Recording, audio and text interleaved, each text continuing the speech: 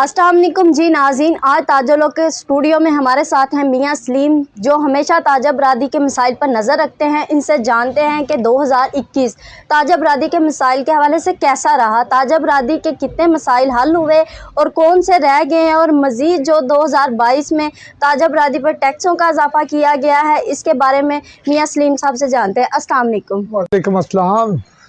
ताजा बरादरी के मसाइल गुज़रते दिन के साथ बढ़ते भी हैं, उसमें कुछ कम भी होते हैं। पिछले साल जैसे कि पिछले 2-3 साल से कोरोना वायरस की वजह से ताजा बरादरी बहुत सारे मसाइल में घिरी हुई थी, और हमारा मुतालबा हुकूमत से था, वज़ीर आज़म साहब से, कि एक ऐसा पैकेज दिया जाए अगर छोटे दुकानदार स्मॉल ट्रेडर्स के लिए कि जिसका कारोबार टोटली तौर पर बंद हो चुका है, उसको कोई ऐसी एड दी जाए, ऐसा कर्जा स्कीम दी जाए जिसमें ना तो सूद हो और ना ही उसमें शराइत हो। गुज़रे साल के बजट में हुकूमत पाकिस्तान ने ऐलान किया कि 5 लाख तक छोटा ताजर कर्जा लेकर अपने कारोबार को चला सकता है। ये हमारा मुतालबा तो हमारा माना गया, लेकिन इसमें हमारा जो मौजूदा इस वक्त मार्केट में महंगाई का जिन बेकाबू है पिछले 2-3 साल से, उन मसाइल में एक मसाइल महंगाई भी था।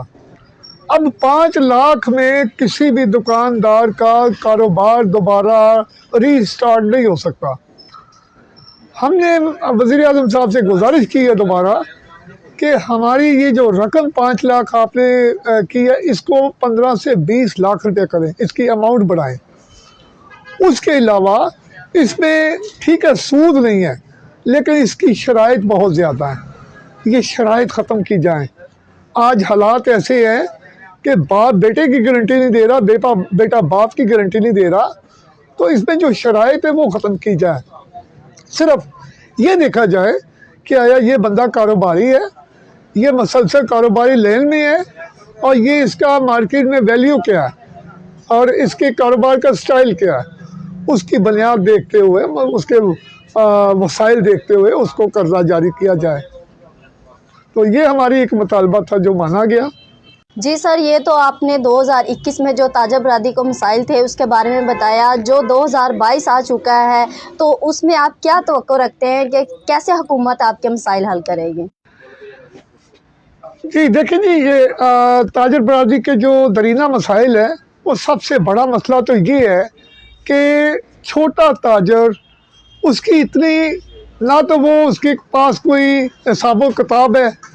ना उसके पास कोई कंप्यूटर है, ना वो इतनी अकल दकर रखता है कि वो इनकम टैक्स के मामलात को समझ सके। आज से 2 साल पहले FBR से हमारे मुतालबात यही थे कि छोटे ताजर के लिए कोई ऐसा सिस्टम लाया जाए जिससे छोटा ताजर वन टाइम वो पे करे और वो ज़हनी तौर पर रिलैक्स होकर अपना कारोबार करे कि अब उसको कोई पूछ-गिछ नहीं होगी।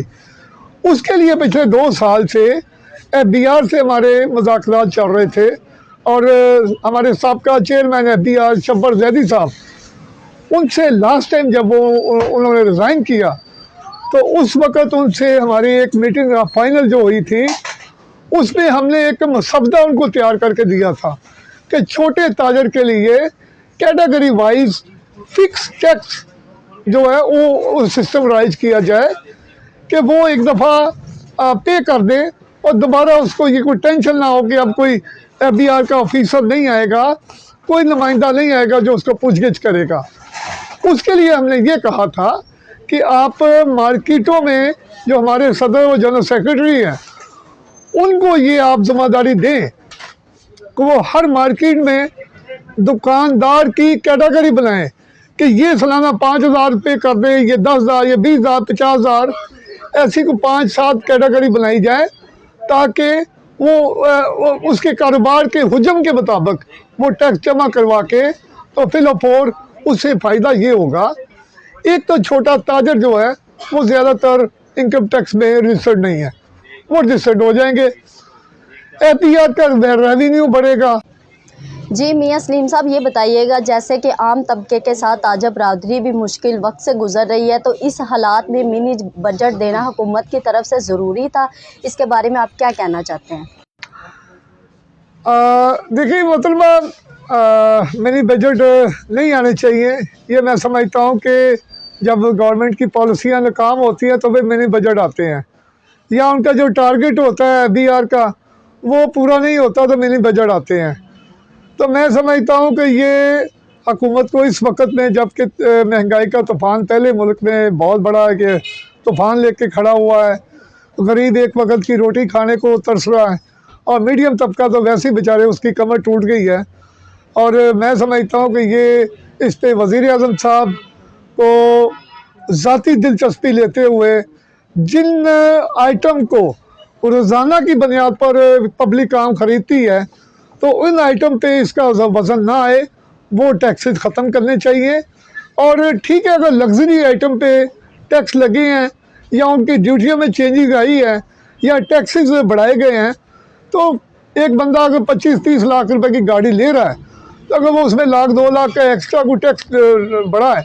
तो वो तो दे सकता है। एक गरीब, एक दिहाड़ीदार, एक मुलाजम पेशा बंदा जो है वो इसको नहीं अफोर्ड कर सकता। तो मैं समझता हूँ कि पब्लिकली जो रोज़ाना की बुनियाद पर आम घरों में इस्तेमाल होने वाली खाने पाने वाली चीज़ें हैं, या सब्जियाँ हैं, फल हैं, या ग्रोसरी है, तो उनके ऊपर जो दबाव आ रहा है टैक्सेस, मौजूदा टैक्सेस की वजह से, वो ख़त्म किया जाए। मैं एक वज़ीर आज़म साहब को पैगाम देना चाहता हूँ कि हमारे मुल्क में, पूरे मुल्क में प्राइस कंट्रोल कमेटियों की एक बहुत बड़ी फ़ौज है जो कि दफातर में बैठकर रोटियां तोड़ रही हैं, और वो उनकी कोई वर्किंग नहीं है, वो मार्केटों में नहीं आते, और उनके मार्केटों में ना आने की वजह से एक तो चीज़ें मार्केट में अवेलेबिलिटी नहीं होती। आज चीनी है तो कल आटा नहीं है, कल आटा है तो वो दालें नहीं है, अगर दालें है तो वो चिकन नहीं है। एक तो उनकी अवेलेबिलिटी नहीं है, दूसरे नंबर पे शॉर्टेज की वजह से जब उसके रेट बढ़ते हैं तो वो मैं समझता हूँ कि एक गरीब आदमी के लिए वो बेचारा सर पकड़ के बैठ जाता है। हमारी इस फौज को, प्राइस कंट्रोल कमेटियों की फौज को फौरी तौर पे एक्टिव किया जाए, और उनको रोज़ाना की बुनियाद पर होलसेल मार्केटों में, मंडियों में और आम बाज़ारों में उनको इस तरह एक प्रोग्राम के तहत रोज़ाना की चेक एंड बैलेंस रखा जाए, ताकि ये जो माफिया है इस पर कंट्रोल किया जा सकता है।